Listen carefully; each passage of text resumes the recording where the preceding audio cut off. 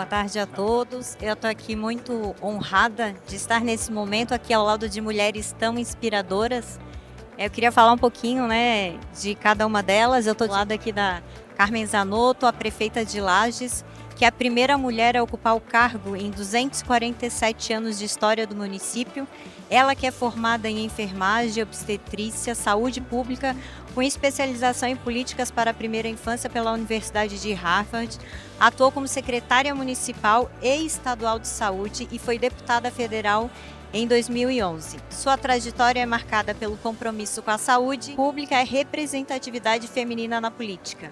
Também Tatiana Assuí, vice-prefeita de Araucária, que é pedagoga com pós-graduação em Educação Especial, Filosofia, Política, Estratégia e Planejamento. Ela atuou na Educação Básica da Fazenda Rio Grande e Curitiba, foi vereadora em Araucária e hoje ela exerce os cargos de vice-prefeita e secretária municipal de Educação do município, com a trajetória marcada pela defesa da inclusão e do desenvolvimento social e da valorização dos profissionais da educação.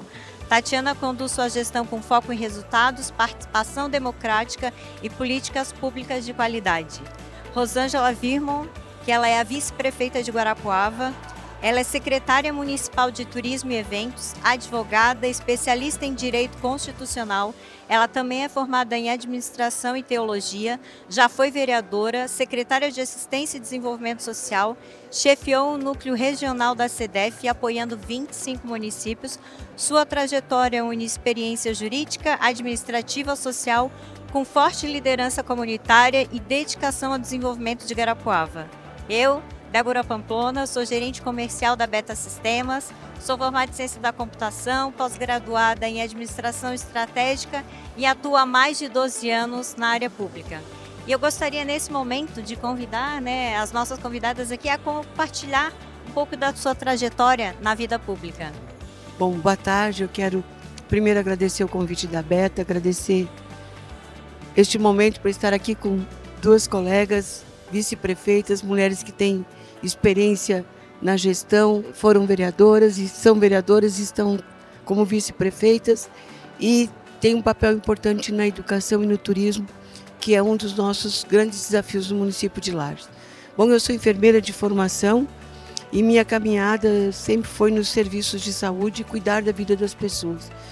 Depois de mais de 3 mandatos na Câmara Federal, em dezembro eu renunciei ao meu mandato de deputada para ser gestora de uma cidade da região mais fria do estado de Santa Catarina e do país, Lages, uma das cidades em que tem o menor índice de desenvolvimento do estado de Santa Catarina, e fui com o grande desafio da gente fazer a transformação no cuidar da vida das pessoas, do cuidar da cidade, porque sim, nós estamos, apesar de nós termos o estado, um dos estados mais desenvolvidos do país, a nossa cidade, a nossa região é ainda uma região deprimida. Para os senhores e senhoras terem ideia, o meu IDEB, o IDEB da nossa cidade, está abaixo da média nacional. Então, os desafios que nós temos no crescimento e desenvolvimento, na garantia da verdadeira inclusão, otimizando todos os mecanismos que a tecnologia nos permite, eles são grandes, porque é mudar comportamento de quem está no dia a dia das atividades.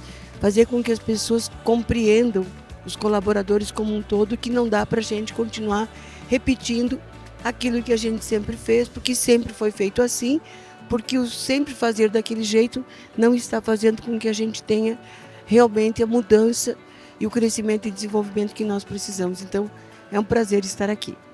Olá, eu sou a Tati, sou vice-prefeita de Araucária, no Paraná. Estou também como secretária de Educação do meu município. Já fui pedagoga na Fazenda Rio Grande, que é um município pequeno, perto de Curitiba. Já fui também professora da Rede Municipal de Curitiba. Fui vereadora de 2017 a 2020 e na Secretaria de Educação, como a prefeita falou, o nosso município é um dos mais ricos do Paraná. A nossa arrecadação é uma das maiores que tem no Paraná, mas o nosso IDEB também, prefeito, é muito baixo lá. Então a gente tem um desafio muito grande no Executivo, da gente tentar recuperar essa arrecadação para fazer transformar a vida das pessoas. E lá também é uma cidade rica, mas nós temos a área de ocupação, uma das maiores áreas, a maior área do Paraná é dentro do nosso município. São mais de 30 mil pessoas que não têm água, que não têm luz, que não têm uma rede de esgoto. Então esse é o maior desafio na nossa gestão, é fazer com que as pessoas voltem a ter dignidade, tenham dignidade no nosso município. Boa tarde a todos. Eu sou a Rosângela. Gostaria de convidar vocês para conhecer um pouquinho rapidamente do nosso município, Guarapuava. Nós estamos no coração do Paraná. Quando você vem a Foz do Iguaçu até Paranaguá, nós estamos no centro. A nossa cidade é uma cidade de 200 mil habitantes. Nós somos a capital da cevada do malte. Então, cada 3 cervejas que são produzidas no Brasil, o malte é nosso. Enfim, nós somos referência no agro. Nós temos um instituto de pesquisa que faz sequenciamento genômico, que usa tecnologia de ponta, tanto para a saúde humana quanto para o agro e também meio ambiente. E vocês estão super convidados a conhecer Guarapuava. Gostaria de fazer uma pergunta para vocês, né? 3 mulheres aqui, 3 líderes à frente de municípios, todos eles acima de 150 mil habitantes, né? A gente sabe que o Brasil aí tem mais de 5.500 municípios e só 400 deles tem mais de 150 mil habitantes. Na visão de vocês, o que vocês acreditam para o futuro das mulheres na gestão pública? Eu queria falar um pouquinho da minha trajetória, e não só da minha trajetória, mas desse tema que foi proposto, das mulheres no poder. É sabido de todos nós que o Brasil, quando fala do ranking de mulheres no poder, nós estamos aí perdendo para países como Ruanda, como México. Então, por muitos anos, nós ficamos afastadas dos lugares de poder, dos lugares de fala, porque a mulher, ela tida e vista como aquela que teria que cuidar da família, cuidar do lar. E de lá para cá a gente começa a perceber o quanto nós mulheres ficamos fora dos espaços de poder e a nossa importância. Por que as mulheres devem estar na política e ocupar esse espaço tão importante? Eu posso falar um pouquinho da minha trajetória. Eu fui impulsionada pelos homens da minha casa, pelo meu pai e pelo meu irmão, a entrar no mundo político em 2020. Naquele momento eu era casada, eu não tive apoio algum do meu marido. E falava assim, pra quê? Não vamos investir em política não, talvez você nem se eleja. Mas o meu pai e meu irmão sempre acreditaram em mim. O meu irmão saiu dos Estados Unidos para olhar para mim e dizer, você está pronta, vai lá, você merece estar nesse lugar. E o meu pai era e é até hoje um homem que sempre me impulsionou, que sempre me motivou a estar no lugar que eu ocupo hoje. Meu pai foi filho de agricultor, trabalhou na roça, meus pais moravam em casa de chão batido. Eu fui uma menina que não tive brinquedos na minha infância, eu não tive oportunidade de estudar em colégios pagos, sempre estudei em colégios municipais e estaduais, mas uma coisa que os meus pais fizeram foi quebrar o ciclo da pobreza por meio da educação. Eles sempre investiram nos livros, nos estudos, e isso mudou a minha trajetória. Então, em 2020, eu entrei como candidata a vereadora no meu município, participei das eleições. Eu não tinha nada a ver com política, gente. Eu era líder de mulheres na minha igreja, eu desenvolvia projetos sociais nos hospitais, nos presídios, com as prostitutas, com mulheres que ninguém queria alcançar, com as garis, enfim, eu estava lá no meio daquelas mulheres. E na primeira eleição eu fiquei em 14º lugar como a mais votada do município. Acabei assumindo a Secretaria de Assistência Social do meu município, que é uma secretaria bem grande e justamente na pandemia. Então foi um grande desafio cuidar das pessoas mais vulneráveis nesse momento. E depois disso, o meu líder, o meu gestor me convidou para ser candidata a deputada. E eu sou daquelas de vestir a camisa, de ir junto com a equipe, assumir o desafio, pedir exoneração da minha secretaria e fui ser candidata a deputada federal. E simplesmente ele me abandonou no meio do caminho. Eu fui com os amigos, fui com a família, ele trouxe um outro deputado que já tinha uma gestão para a prefeitura apoiar. Foi um momento muito duro, um momento terrível, mas que eu fui até o final, sangrando, fiz uma votação expressiva, mas ele me abandonou. Ele não me chamou mais para assumir a secretaria. Ele nunca mais me recebeu. E eu fiquei num momento que eu tinha acabado de perder minha mãe. A minha única irmã que eu tinha no Brasil tinha ido embora para os Estados Unidos. Eu estava passando por um divórcio. Eu estava sem grana. E foi o meu momento de deserto. Sabe aqueles momentos que parece que a gente não vê saída? Que é um buraco negro? Eu passei por esse momento. E na vida pública, parece que as pessoas só te dão valor quando você está num cargo. Quando você tem números para oferecer. E no meu caso eu fiquei abandonada. eu sofri muita rejeição. Então hoje o lugar que eu ocupo, os aplausos eles não mudam meu caráter, minha essência, porque eu sei o que é rejeição. Enfim, fui chefe do núcleo regional e a minha história é longa, eu vou me apressar aqui, porque fui chefe regional do estado.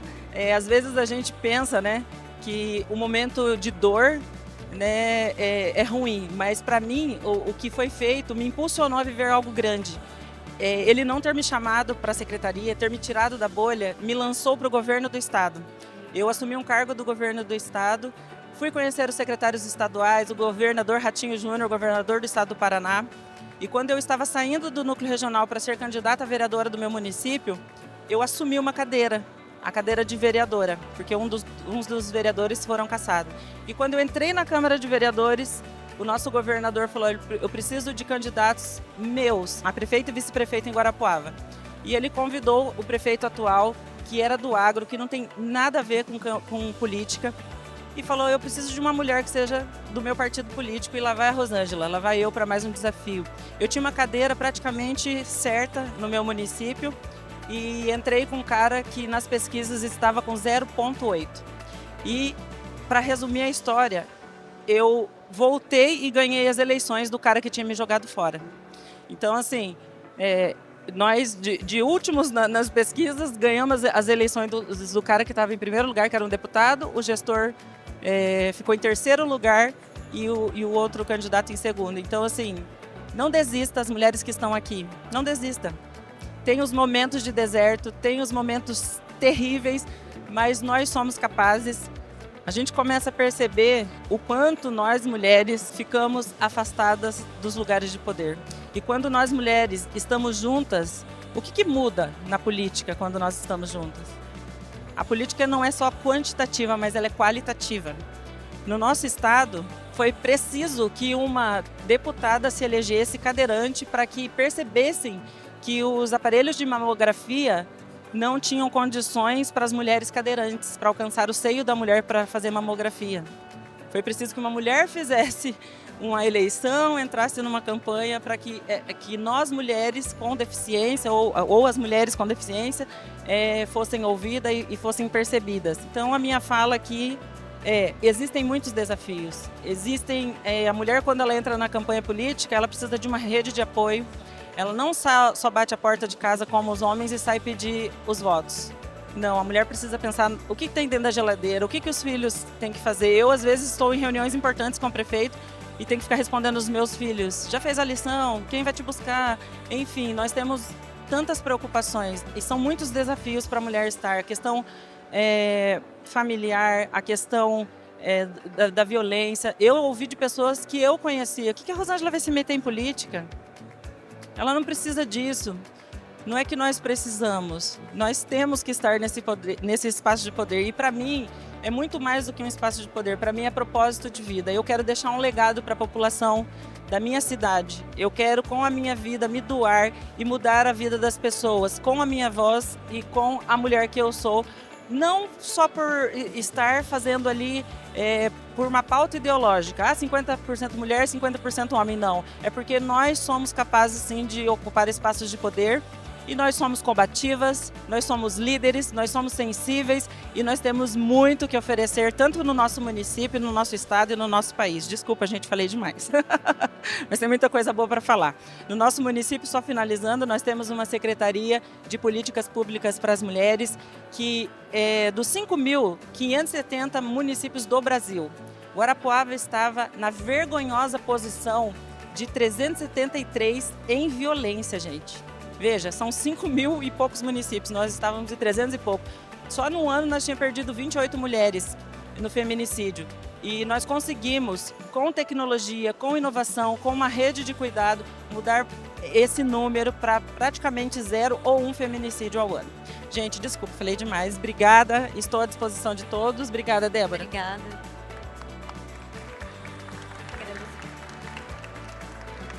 Bom, na condição de enfermeira, que é minha profissão, e a minha caminhada me levou a assumir alguns cargos de secretária municipal, secretária de Estado da Saúde por 2 governos, ou seja, um governo lá atrás do Luiz Henrique, depois agora com o governador Jorginho. E a caminhada das mulheres, ela é lenta, mas ela é sólida, gente, é isso que eu quero dizer. E enquanto parlamentar e país, as pequenas mudanças que aconteceram na legislação, colocando não só as mulheres como cota dos 30%, mas a Justiça Eleitoral avaliando se essas mulheres realmente tinham condições e tiveram votos nas urnas, está fazendo com que a gente tenha o maior número de mulheres nas câmaras de vereadores, nas assembleias legislativas e no Congresso Nacional. Estamos ainda em passos lentos, mas isso tudo está sendo possibilitado também em função não só dos 30% para o processo eleitoral, mas da garantia do financiamento. Então as mulheres, e a gente pode ver pelo número de meninas que estão indo para a universidade hoje e concluindo a sua graduação, nós temos cursos aí que tem mais de 50% de mulheres, cursos que eram basicamente de homens. Nós temos meninas fazendo a especialização de cirurgia ortopédica, que era uma especialização mais masculina, por causa da força dos equipamentos, né? Da furadeira, da serra, que são os instrumentais utilizados. Então, eu acredito muito, eu tenho síndrome, Débora, de Poliana. Eu acredito que logo a gente não precisa ter mais debates do porquê e qual é a diferença da mulher entre os homens na gestão, na vida pública, como se isso ainda não fosse fruto também de muito trabalho das mulheres. As mulheres que conseguem chegar, e elas chegam também com o apoio dos homens. E nas nossas prefeituras, nós temos a colaboração de muitos secretários homens e secretárias mulheres. O que nos diferencia, talvez, seja um olhar um pouco mais apurado com alguns detalhes. Porque são as mulheres, normalmente, que cuidam dos filhos, que cuidam dos pais, que cuidam da sogra e do sogro, do avô e da avó nas questões da saúde e outras questões. Então, quando a gente pensa num projeto de lei ou na implantação de uma política, a gente entra no detalhe. E o entrar no detalhe pode fazer a diferença, porque a gente quer realmente que aquela política pública se consolide. Eu não acredito que a gente tenha ainda as pessoas que ocupem o espaço de poder para se autopromover. Quando a gente ocupa um espaço de poder, a gente tem que pensar em quais as ações que estão e farão a diferença na vida das pessoas. É com esse compromisso que eu voltei para o meu município de forma permanente, porque eu abri mão de um mandato de deputada federal para ser prefeita, porque as nossas dificuldades são gigantes. Eu tenho um município que é o maior município de extensão territorial do estado de Santa Catarina.